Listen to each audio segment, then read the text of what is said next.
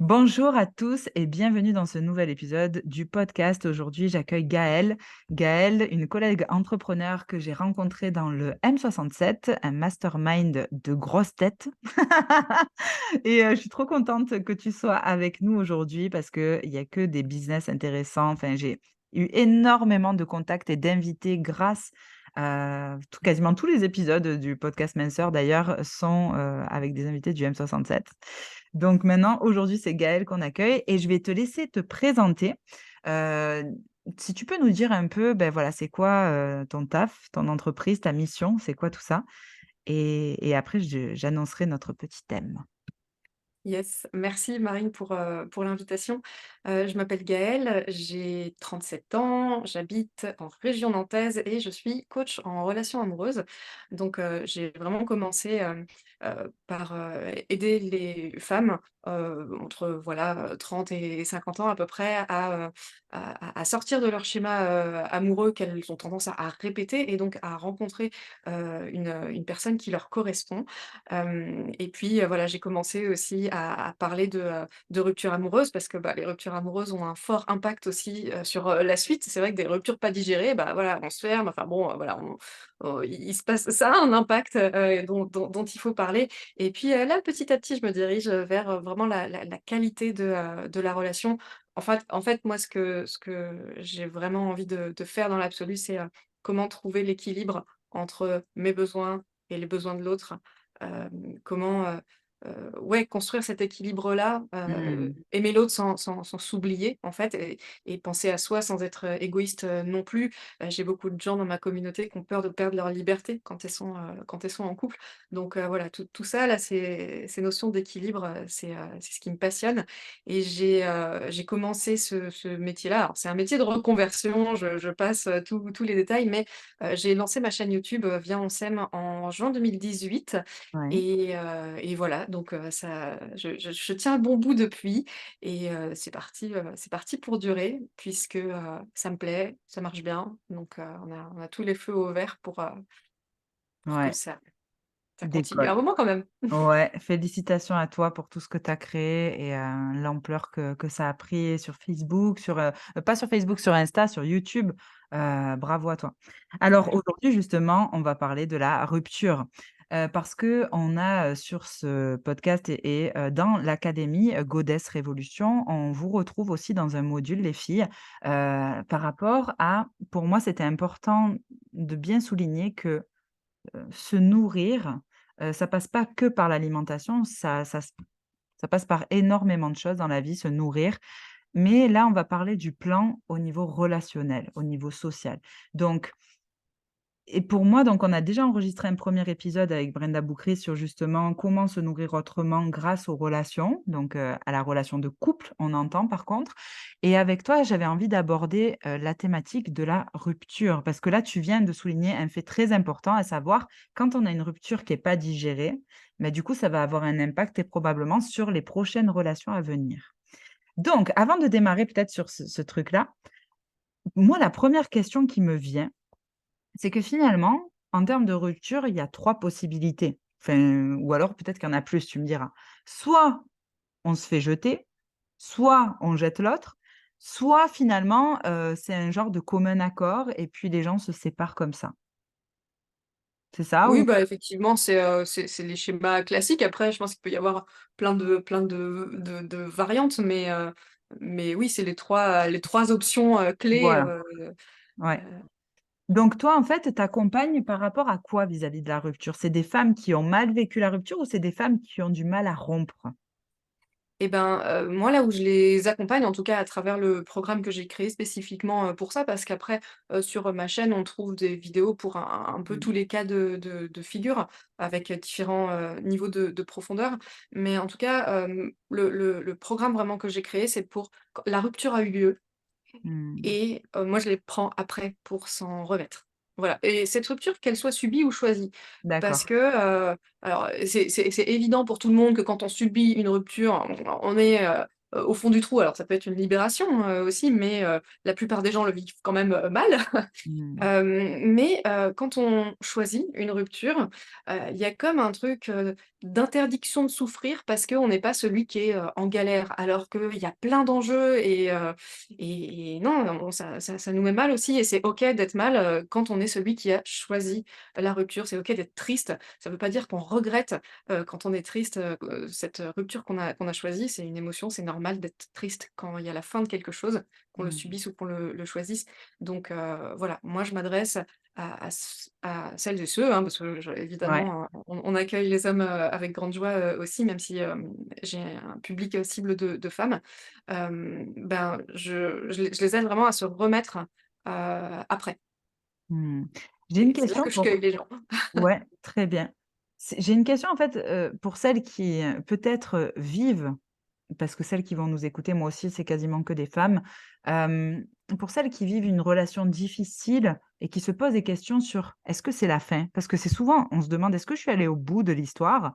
Et pour toutes celles aussi, les accompagnantes, parce que moi je forme énormément de professionnels du bien-être qui sont confrontés justement à ces problèmes relationnels de couple de leurs clientes, parce que souvent, en fait, elles accueillent aussi des clientes qui se sentent mal dans leur peau aussi à cause de ce qui se passe avec, dans leur relation avec leur conjoint ou leur conjointe. Donc, selon toi, qui es plus experte et qui a entendu peut-être plus d'histoires, c'est quoi qui marque la fin d'une relation? C'est quand que c'est la fin, en fait? Bah, déjà, il y a pas de réponse universelle, à ça, hein, évidemment, c'est propre à chacun. C'est à la fois l'avantage et l'inconvénient. Je pense que le premier truc à nommer, il y a une question de limite et Mmh. et et je sais que c'est un sujet qui est pas facile pour les gens. Ah, où est la limite? Où est la limite? Hem, Moi, j'ai tendance à préconiser, encore une fois, enfin, je mets des pincettes sur tout ça parce que ça dépend vraiment des Eh gens, oui, bien sûr. à qui je m'adresse, mais heu si jamais ça va pas dans ma relation, si je pars, est-ce que j'estime être allée au bout de ce que je pouvais faire, pour améliorer la relation? Sachant que je ne suis pas toute puissante et que Ouais. je ne peux pas tout faire, que tout ne dépend pas que de moi et je sais que la question qui est difficile, c'est qu'est-ce qui dépend de moi? Et qu'est-ce qui dépend, de l'autre et il y a pas de réponse toute faite, à ça. Et je sais que c'est ces limites-là qui sont difficiles à palper, en plus, considérant, les enjeux qu'il peut y avoir dans une, relation, dont moi je parle pas parce que j'estime qu'on sort de mon domaine d'expertise Oui, quand, tu veux dire du il y a domaine de des la enfants, psychologie? Ouais, voilà. tu vois? Quand il y a des biens, matériels. Enfin moi je me concentre vraiment sur la partie, Ouais. relation et tous les enjeux qu'il y a à côté, c'est hors de mon champ de compétences. Mais, voilà, si là ça se termine, est-ce que je suis allée au bout de ce que je pouvais faire? Évidemment, les personnes et ça, c'est plutôt pour les personnes qui choisissent et qui se posent la question: est-ce que je Ouais. dois rester ou est-ce que je dois partir?» Sachant que, je pense qu'il y a tout un tas de questions à se poser, au-delà de ça. Est-ce que la relation peut changer? Est-ce que c'est une question de partenaire? Est-ce que c'est une question de relation? Tout ce qui se passe dans la relation, bah, en quoi moi je contribue inconsciemment, indirectement à cette dynamique un peu foireuse, qu'il y a entre nous. Donc et puis évidemment, les personnes qui subissent le truc selon comment la rupture a été, amenée et parfois elle a même pas été amenée, c'est des fois c'est très brusque. Elles ont l'impression qu'on qu'on leur coupe l'herbe sous le pied et que: «Ah! Attends, comment ça c'est terminé? Mais ça se trouve on pouvait faire des choses pour que ça s'améliore et là on m'en donne pas l'occasion» et c'est terrible. Et c'est resté avec cette frustration-là, ouais, ça doit Ouais. être, ouais, c'est quelque chose, je suppose. Tu as vécu beaucoup de ruptures, toi? Ouais, j'en ai vécu pas mal et justement dans mon programme, je les raconte toutes. Ah! Ouais, parce que moi, tu vois, je suis en train de réfléchir du coup et j'en ai vécu, 2 puisque Mmh. j'ai eu que des relations longues et la première fois, c'est lui qui est parti avec une autre femme et enfin, on était ados, hein et la deuxième, c'est moi qui suis partie, parce que je sentais et pourtant c'était ouf, parce que je l'aimais. Mais je l'aimais, vraiment, énormément d'amour, hein, le désir, la passion étaient toujours là et cetera. Mais je sentais que ça m'empêchait d'évoluer.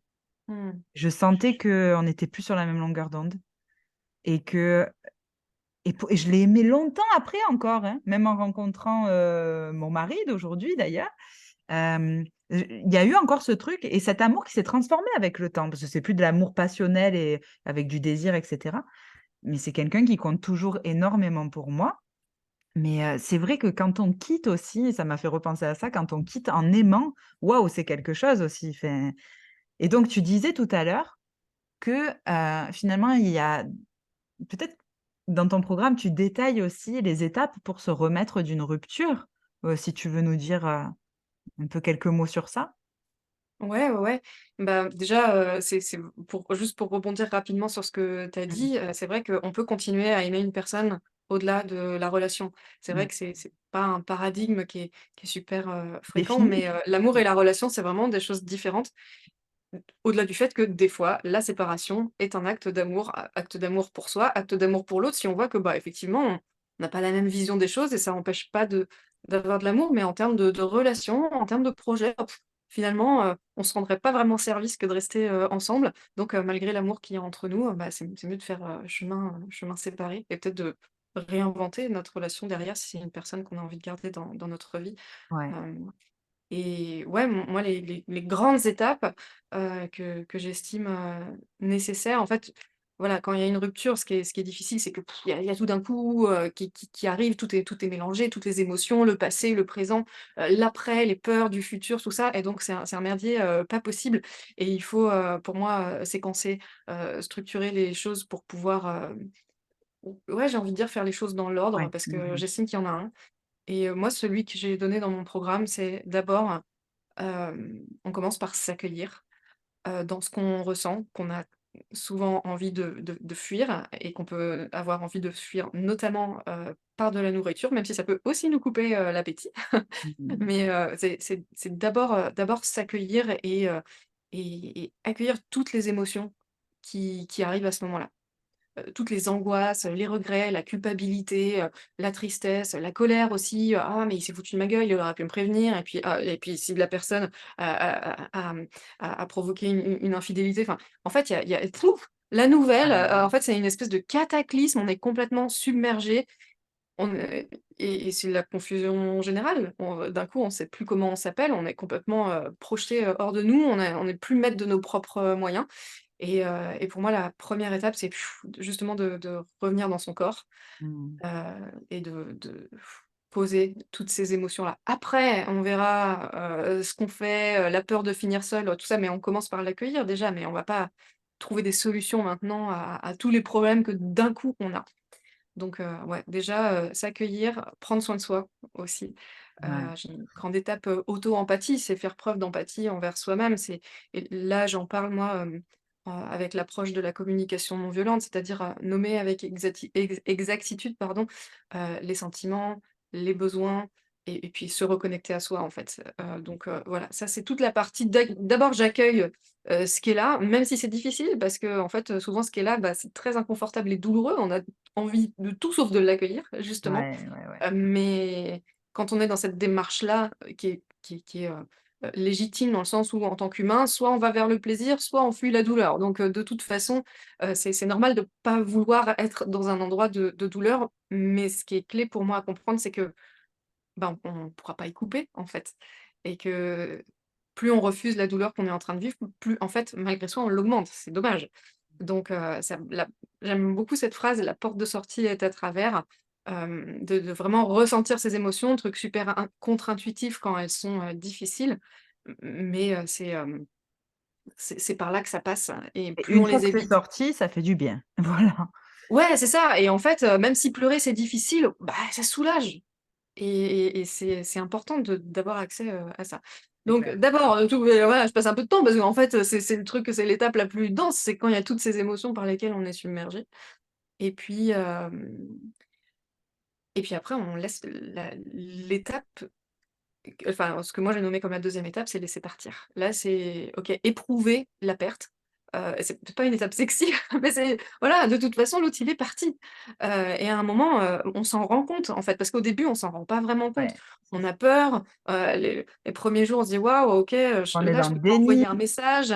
Il y a du Ouais. déni, mais l'autre, il en fait, il répond pas, les rapports changent, donc il y a déjà quand même quelque chose, qui est différent et on vit ce changement-là et à un moment, bah, on va se coltiner cette absence, ce vide en pleine poire et c'est là que, on va être dans ouais, dans ce manque et c'est là qu'on voit sa vie changer et «Ah, OK, la vie n'est plus comme avant» et c'est là qu'on se rend compte de ce qui n'est plus là et qu'on, bah, on le laisse partir. C'est là qu'on chiale. Alors on chiale déjà au début, mais là on chiale autre chose. Enfin, je sais pas et c'est en fait, il y a Complet! plusieurs Oui, deuils. oui, oui. Ouais, ouais, je vois précisément le genre de pleurs. Ouais, ouais. Mmh. Et Non, ouais. justement ce qui est c'est là, en fait, on fait tous les deuils, on se rend compte: «Ah OK, en fait, la relation est finie. Ah ouais, OK, mais la relation que j'avais imaginée avec lui aussi. Ah et ça, on le fera plus». En fait, on se rend compte de tout ce qui n'aura plus lieu et en fait, on pleure ces choses, les unes après les autres et c'est nécessaire. C'est ça qui va, nous aider à passer à autre chose. Mmh. Et bah, la troisième étape après, c'est, comment je me reconstruis, comment je reconstruis ma vie, parce que, bah, voilà, je m'étais construit une vie avec cette personne. Je m'étais aussi construit une vie dans ma tête que j'allais vivre avec cette personne, les projets que j'avais envie de faire avec elle et bah, les 2, il y a plus. Et donc je perds les repères que je m'étais construits et maintenant, bah, qu'est-ce que je me reconstruis comme repère dans ma vie? Et puis, bah, si c'était une relation dans laquelle je me suis, oubliée, bah, non seulement j'ai plus le mec qui était mon seul repère, si j'étais avec un homme, mais en plus, je me trouve peut-être vide de moi-même, je et parce que je me suis adaptée, parce que j'avais tout misé sur cette relation et puis là, c'est le grand vide angoissant et c'est Mmh. tout un chemin de reconstruction, heu et enfin et je trouve que c'est vraiment encore plus dans ces situations-là que la rupture est un cadeau, c'est que, on est obligé de se reconnecter à soi-même, de se réinventer et de construire, l'équilibre qui va nous permettre d'avoir la relation à laquelle on aspire, par la suite. En tout Mmh cas, mh. moi, c'est à partir du moment où j'ai vraiment fait du dev perso et que j'ai travaillé Ouais. sur chacune de mes ruptures que, petit à petit, parce qu'avant d'être dans la relation où je suis maintenant avec mon chéri depuis, 4 ans, qui a ses hauts et ses bas comme tout le monde, mais au moins c'est une relation, saine vraiment. Ouais. Bah, j'en ai essuyé quand même des ruptures, mais à chaque fois j'ai appris quelque chose et c'est toutes ces ruptures-là, qui m'ont permis de pouvoir me lier à quelqu'un Construire comme mon aujourd'hui amoureux et aujourd'hui, ouais. quoi.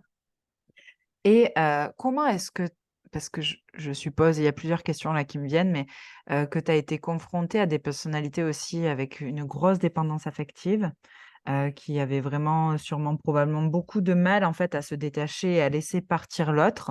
Et tout ça évidemment que c'est très personnel et ça fait écho à toutes les blessures, de l'enfant, de l'ado, de la femme. Hem, je pense que ça doit être vraiment difficile, mais en même temps, ça doit être super intéressant parce que c'est un accompagnement pas individuel que tu proposes, c'est en groupe? Oui, en l'occurrence, là, moi, je propose c'est un programme en ligne et quelques fois dans l'année, j'offre, le 3 mois de support, pour les gens qui ont des questions et qui veulent, se retrouver aussi avec des gens qui sont un peu dans cette même dynamique de reconstruction, post-rupture. Sachant que, oui, voilà, j'accompagne aussi avec ce programme, des gens pour qui, finalement, la rupture, elle a eu lieu, bah, il y a déjà un petit temps et en fait, ils sont toujours campés sur leur ex. Ouais, Tu ouais, vois, ils ouais, sont c'était plus ma dans deuxième question l'émotionnel. qui arrivait.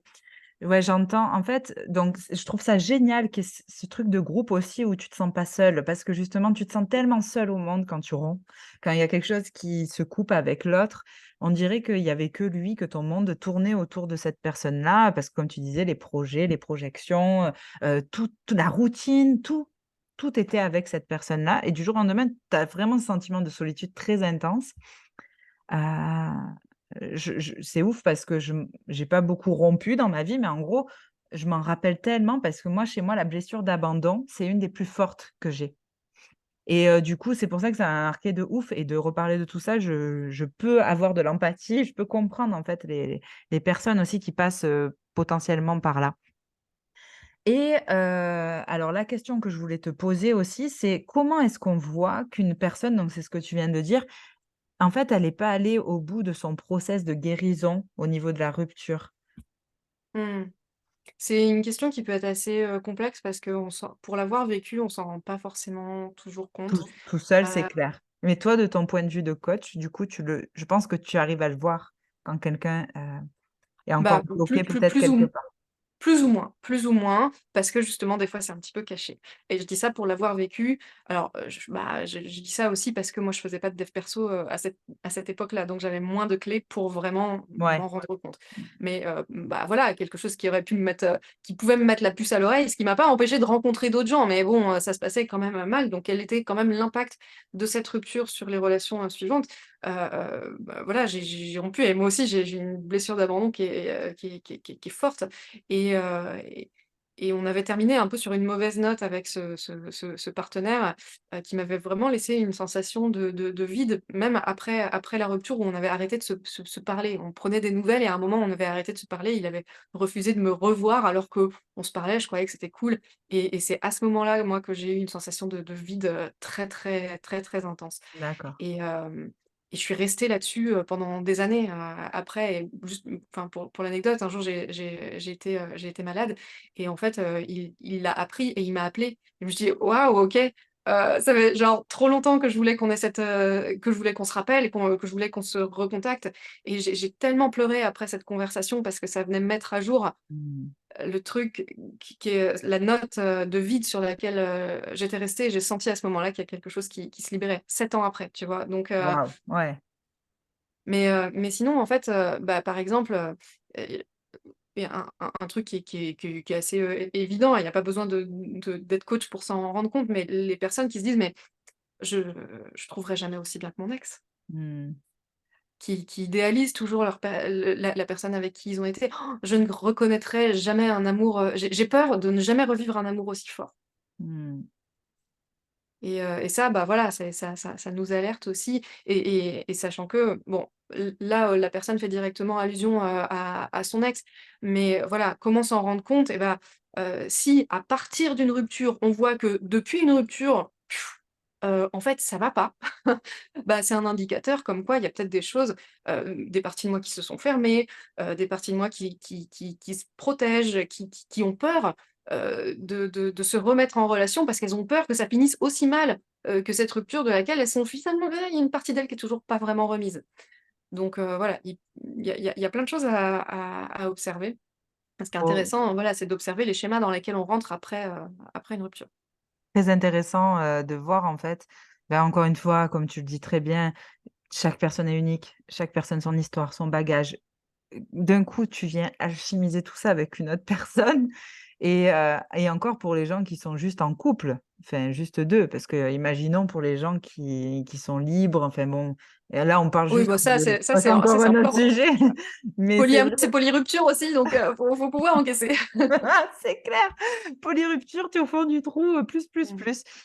Donc non mais bon voilà, il y a ce truc de évidemment chaque relation est unique et chaque relation va nous apporter enfin comme un axe d'élévation, d'amélioration et de croissance vis-à-vis de nous et de qui nous sommes, et de ce qu'on est venu faire aussi sur terre et qu'est-ce qu'on a c'est toujours pareil, une relation, c'est un miroir, hein, tout simplement et qu'est-ce que l'autre, en fait, vient révéler chez moi, peut-être que je n'ai pas encore vu, que je n'ai pas encore traversé, transcendé, que j'ai pas compris et c'est ça qui est beau, c'est que ça vient aussi sublimer, je pense aussi, les parties de nous, qui sont là, qui sont belles, qui sont laides, enfin, on s'en fout tout ça, c'est une question d'équilibre et c'est en ça que c'est magnifique, en fait, de rentrer en relation avec quelqu'un.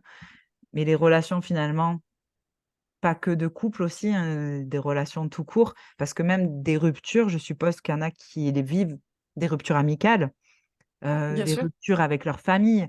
Est-ce que tu abordes ça ou toi, c'est davantage la rupture amoureuse? Non, moi j'aborde vraiment uniquement la rupture, amoureuse, Ouais même si, bah, ça reste de l'intelligence, humaine, relationnelle, émotionnelle et donc tous les outils dont je parle, ils sont applicables et ah oui, à à tout. n'importe quelle rupture. Enfin, je veux dire, c'est quand même, même Ouais. si je me concentre dans mon propos, dans les exemples que je donne sur la relation, Du amoureuse, coup. Mmh. et c'est des outils et des approches qui, de toute façon, vont servir au-delà même du contexte de la rupture parce que, bah, prendre soin de soi, dans les relations, on a besoin qu'on soit en rupture, ou pas. Mmh. Mais, j'aime beaucoup ce que tu soulèves là, parce que en fait, dans ta manière de parler, il y a déjà un rapport, à la vie, à la relation, à la rupture qui est créateur et c'est, ça, c'est fondamental pour justement créer une vie amoureuse que beaucoup de personnes ont tendance à subir. Et nos rencontres, elles se font de manière, inconsciente et on peut bouger les lignes, hein, c'est pour ça, c'est à ça que je sers. Mais en attendant, on match avec l'autre sur un registre, inconscient. Et plein de choses se font inconsciemment et c'est et donc on peut se sentir un peu, impuissant. On n'a pas les clés pour aller, bidouiller dans son inconscient. Il y a des choses qui dépassent notre volonté, souvent et donc on peut se positionner un peu en victime finalement, victime qui subit, qui ne sait pas quoi faire. Également aussi victime dans le sens, petite chose fragile, si je revis une rupture, je ça va me tuer en fait, je ne pourrais pas encaisser un échec de plus. C'est faux, mais ça témoigne que, bah, il y a des choses précédentes qui sont pas, des blessures qui sont pas encore guéries et qui sont encore à vif et et qu'on ne se sent pas les moyens de s'y reconfronter et donc là, ça veut dire qu'il y a, des choses à régler. Parce que, bah, en fait, on a peur que de ce qu'on connaît, hein, donc si j'ai peur de la rupture, c'est qu'il y en a une qui est pas digérée. Oh là là, en fait, c'est passionnant parce que des relations, enfin, il y aurait encore plein d'épisodes de podcast à faire sur ce sujet parce que c'est vraiment passionnant de voir, même toutes les personnes, tu sais, qui sont célibataires depuis X années. Alors que quand tu les vois aussi, enfin, ça me fait penser à toutes ces femmes aussi qui veulent, comme tu dis, parce qu'il y a quelque chose qui est pas guéri probablement. Je sais pas si on guérit vraiment quand il s'agit d'amour, de deuil. C'est tellement long, je trouve aussi. Alors et comment on le voit au niveau du baromètre intérieur, parce que moi je parle souvent de ça, en tout cas dans mon académie, c'est te connecter à ta boussole intérieure et c'est très bien ce que c'est ce que tu as dit aussi dans d'autres mots, c'est-à-dire à partir du moment où tu sens que toi, tu es pas en équilibre, où tu sens que toi, tu es pas bien, que tu es pas aligné dans ta vie, que tu es pas dans le plaisir ou dans la joie, c'est qu'il y a quelque chose qui t'empêche en fait d'accéder à cet état-là. Et c'est à ce moment-là que tu dois avoir conscience, finalement, que, il y a un caillou dans la chaussure et qu'il va falloir l'enlever et aller regarder ce qu'il y a et mettre les mains dedans, quoi, tu vois? Et oui, parfois, c'est inconfortable, mais punaise, on n'est pas tellement mieux quand on marche sans caillou dans la chaussure, quoi. Mmh. Et des fois, on s'habitue à ce caillou-là. Mais en fait, non, la vie et ça dépend de tellement de paramètres, de tout ce qu'on t'a rabâché quand tu étais petit, de même dans ta lignée de femmes, est-ce que, tu as eu, que des mecs qui ont rabaissé des femmes? Est-ce que les femmes, c'est celles qui justement émasculaient les hommes? Est-ce que blablabla, il y a tellement de cas de figure possibles et imaginables. Tu es conditionné, tu arrives déjà avec un code dans ton ADN, il y a déjà enfin, toute l'expression des gènes, une épigénétique qui s'est adaptée aussi, en fonction de ce que tu hérites et en fait, dans tes relations, ça va se répercuter. Donc tu arrives pas même neuf dans la vie, en fait. Avec ça, tu arrives à déjà avec un bagage et vraiment, moi, ce que je veux dire aux gens et c'est mon message toujours, c'est: «OK, qu'est-ce qui se passe dedans?» parce qu'on s'en fout des normes finalement, on s'en fout de ce comment est-ce qu'il faut le faire ou qu'est-ce qu'on doit faire ou à quoi je dois correspondre comme truc ou et cetera. C'est OK, est-ce que moi je me sens bien avec ça? Est-ce que ça m'apporte du plaisir? Est-ce que ça m'apporte de la joie? Et si parfois en fait je sens que Heu, parce que la vie, c'est pas que plaisir et joie. Parce que pour qu'il y ait du plaisir et de la joie, évidemment, il faut qu'il y ait de la tristesse et il faut qu'il y ait de la merde aussi. Parce que sinon, on verrait pas qu'il y a quelque chose de beau aussi derrière, d'accord? On peut d'autant mieux apprécier, les moments de joie, quand Clair. par contraste, mais Voilà comme tout dans la vie, c'est le Mmh. contraste Et qui nous c'est fait ça apprécier. et c'est de passer d'un état à l'autre, mais surtout de le faire en conscience et de se dire: «OK, est-ce que toujours se mettre au centre?» Enfin, moi, c'est vraiment, ce qui est important pour moi et c'est mon message, en tout cas dans toutes les formations que je donne, c'est: «OK, comment est-ce que moi je me sens? Est-ce que c'est aligné à qui je suis? Est-ce que c'est aligné à mes valeurs? Est-ce que c'est aligné à mes besoins? Et si ça ne l'est pas, qu'est-ce que je fais pour améliorer ça?» Voilà. Est-ce que tu voulais, nous donner, peut-être un petit mot de la fin concernant, cette thématique de rupture? Mais il y a tellement de choses à dire parce que Ouais. encore une fois, c'est un élément, clé des relations et c'est beau, je trouve, de parler de tout ça aussi Mmh.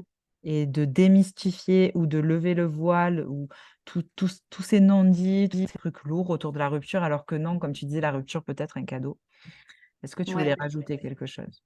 Et ben, moi, ce qui me semble, important, c'est, alors il y a plusieurs choses, j'essaie de les coordonner, dans ma tête. Déjà, ça va aller. Voilà, même si on a l'impression que, ça n'ira plus jamais, c'est faux. C'est une distorsion de l'esprit. Non, mais vraiment, en Ouais, fait, c'est quand vrai. on est, activé Ah ouais? émotionnellement, ne ça ces émotions-là et toutes les blessures que ça réveille déforment complètement notre manière de penser et c'est important de le savoir. Parce qu'à ce moment-là, si on ne sait pas ça, on ne s'en rend pas compte et donc, on prend pour argent comptant la moindre pensée, le moindre ressenti. Donc évidemment, c'est pas le cas. Donc ça va aller. Alors le temps ne fait pas tout non plus, hein, c'est pour ça que j'ai fait mon programme, c'est que, on voit que, malgré le temps qui passe, il y a quand même des choses qui circulent et puis d'autres qui restent. Donc voilà, à un moment, il faut quand même, mettre les mains dans le cambouis pour aller débloquer ces trucs-là qui peuvent être un peu les derniers trucs qui nous ennuient ou qui nous limitent. Attends, j'avais un autre truc que je voulais dire. Hem,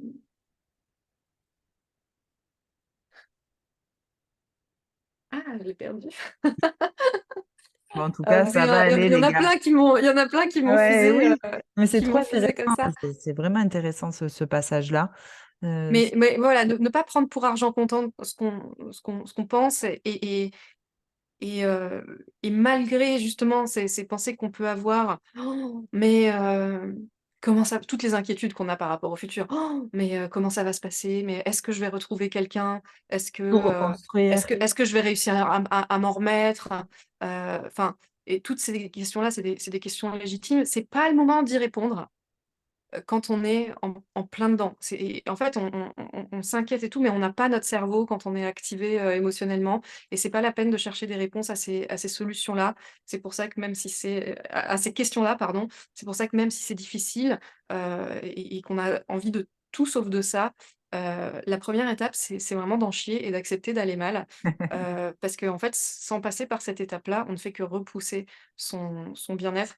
Donc on plonge, on s'entoure bien, Heu et quand je dis on s'entoure bien, c'est sa famille et ses amis si on estime que c'est un entourage suffisamment, qualitatif pour une période qui est aussi vulnérable que celle-ci. Parce que, bah, voilà, moi je parle avec, plein de gens qui ont certes d'un côté un super entourage et puis il y en a d'autres, bah, leur entourage c'est vraiment ils vont donner un peu des solutions toutes faites parce qu'ils savent pas trop comment contribuer au bien-être de la personne et: «Oh ça va aller, un de perdu 10 de Ça va retrouvé, passer, ouais. enfin toutes les phrases Ouais. un peu cons, qui n'aident pas et viens te changer les idées, voilà, là, c'est un peu ces réflexes, qui finalement nous permettent pas de nous sentir vus, compris, rejoints dans ce qu'on vit et nous reconnecter à nous-mêmes donc voilà, bien s'entourer et si on n'a pas, un entourage de cette, qualité-là, clairement, on sollicite un accompagnement, professionnel, heu, quel qu'il soit, parce qu'il y en a plein, hein, présentiel, distanciel, programme en ligne,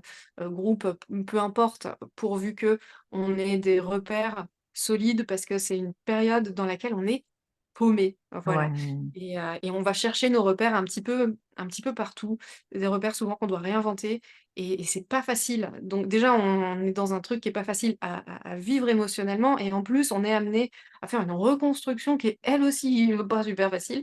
Donc voilà, c'est important de s'entourer dans ces moments-là.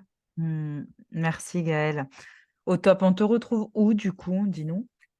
Et bien sur, ma chaîne YouTube, mon chaîne YouTube, hein, que je c'est le chaîne YouTube et le Pinstagram comme, comme on dit, ma chaîne YouTube, je publie une vidéo toutes les semaines ou tous les 15 jours, tous sujets confondus dans les relations, amoureuses. Donc, voilà, il y a déjà des vidéos sur la rupture subie ou choisie, il y a des vidéos, dating, des vidéos communication, il va y en avoir un peu plus sur la communication, bientôt parce que j'ai vraiment envie de mettre l'accent, là-dessus. Et puis sur mon compte Instagram, donc viens on s'aime, SEME à la fin. Mmh. On sème des graines d'amour et d'intelligence, ici. Donc voilà, c'est vraiment les 2 réseaux sur lesquels je suis active et puis voilà et puis dans mes emails, pour ceux qui veulent, des petits, Mmh. des petits bonus. Merci beaucoup Gaëlle. Heu, Merci.